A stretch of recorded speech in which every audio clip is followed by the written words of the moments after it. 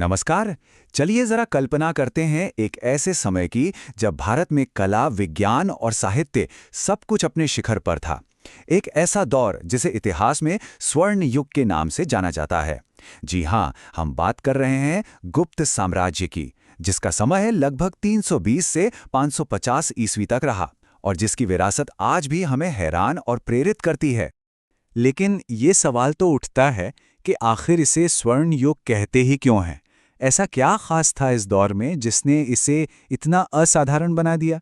देखिए, RPSC school lecturer जैसी परीक्षाओं के लिहाज से ये समझना तो बहुत ही ज़रूरी है। तो फिर देर किस बात की है? आइए साथ मिलकर इस रहस्य से पर्दा उठाते हैं। तो इस सवाल का जवाब ढूंढने के लिए हमारा सफर कैसा रहेगा? सबसे पहले हम देखेंगे गुप्त काल की कला को, फिर उनके साहित्य की ऊंचाइयों को छुएंगे, विज्ञान में हुई जबरदस्त प्रगति को जानेंगे और आखिर में समझेंगे कि उनकी विरासत आज भी इतनी अहम क्यों है। तो शुरुआत करते हैं कला से, क्योंकि गुप्त काल में जो कलात्मक विस्फोट हुआ ना, मतलब वास्तुकला, मूर्तिकला और चित्रकला ने जो उड़ान भरी, उसने भारतीय कला की शक्ल ही हमेशा के लिए बदल दी। पता है, यही वो समय था जब पहली बार भारत में फ्री स्टैंडिंग मंदिर बनने शुरू हुए। इससे पहले लकड़ी या दूसरी चीजों का इस्तेमाल होता था, लेकिन अब पत्थर से स्थायी मंदिर बनने लगे।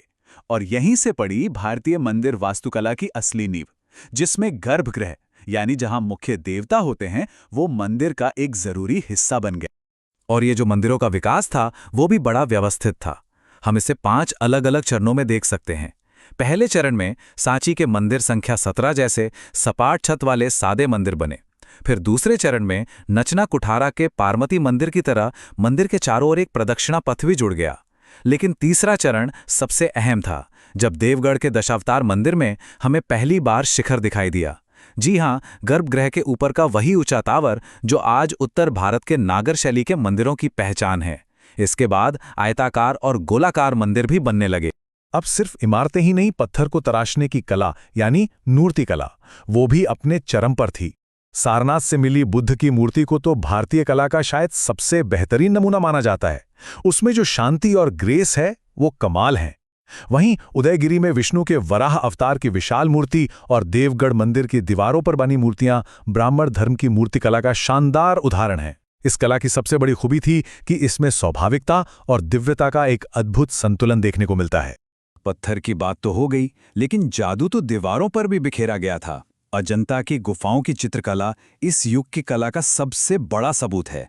सोचिए, गुफा संख्या 16 में मरणासन्न राजकुमारी का एक चित्र है जो दिखाता है कि उस दौर के कलाकार भावनाओं को कितनी गहराई से उतार सकते थे। और गुफा संख्या 17 तो एक पूरी पिक्चर गैलरी जैसी है, जहां बुद्ध के जीवन और जातक कथाओं को रंगों से जिंदा कर दिया गया है। अच्छा, कला की दुनिया से निकलकर अब चलते हैं शब्दों की दुनिया में, यानी साहित्य की तरफ। गुप्त राजाओं ने संस्कृत भाषा को बहुत बढ़ावा दिया और इसी दौर में संस्कृत साहित्य अपनी क्लासिकल उत्कृष्टता के शिखर पर पहुंच गया। इसे संस्कृत का पुनर्जागरण काल भी कह सकते हैं। और जब भी गुप्तकालीन साहित्य की बात होती है तो एक नाम सबसे पहले आता है, महाकवि कालिदास। उनकी रचना अभिज्ञान शाकुंतलम इतनी महान है कि इसे दुनिया के 100 सबसे बेहतरीन साहित्यिक कामों में गिना जाता है। ये बात ही साबित करती है कि उस युग के साहित्य की पहुंच सिर्फ भारत तक नहीं बल्कि पूरी दुनिया तक थी। लेकिन कहानी सिर्फ कालिदास पर खत्म नहीं होती। ये दौर तो मानो महान लेखकों का मेला था।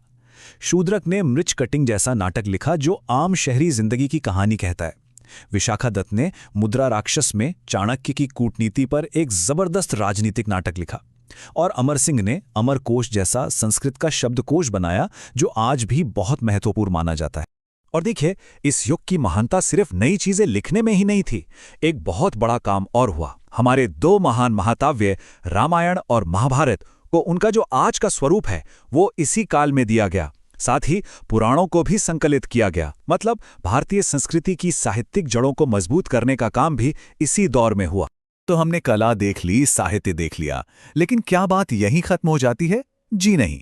ये दौर विज्ञान और इनोवेशन में भी जबरदस्त तरक्की का दौर था। ज्ञान विज्ञान में एक ऐसी छलांग लगी जो पहले कभी नहीं देखी गई थी। और उस छलांग का सबसे बड़ा प्रतीक है ये अंक, 0। जी हाँ, हमारे महान गणितज्ञ आर्यभट्ट ने न सिर्फ शून्य का कॉन्सेप्ट दिया बल्कि दशमलव प्रणाली यानी डेसिमल सिस्टम को भी विकसित किया, और इसने तो गणित की पूरी दुनिया में ही क्रांति ला दी। और आर्यभट्ट का कमाल सिर्फ शून्य तक ही सीमित नहीं था। उन्होंने पाई की वैल्यू और एक सौर वर्ष की लंबाई की गणना इतनी सटीक की जो आज की वैल्यू के बहुत बहुत करीब है। उनके अलावा वराहमिहिर जैसे खगोल शास्त्री भी थे जिन्होंने महत्वपूर्ण ग्रंथ लिखे। बीजगणित हो, ज्यामिति हो या त्रिकोणमिति, हर क्षेत्र में इस दौरान बड़ी प्रगति हुई। अब आप सोच रहे होंगे कि ये सब ज्ञान क्या सिर्फ किताबों में था? बिल्कुल नहीं। इसका जीता जागता सबूत आज भी दिल्ली में खड़ा है।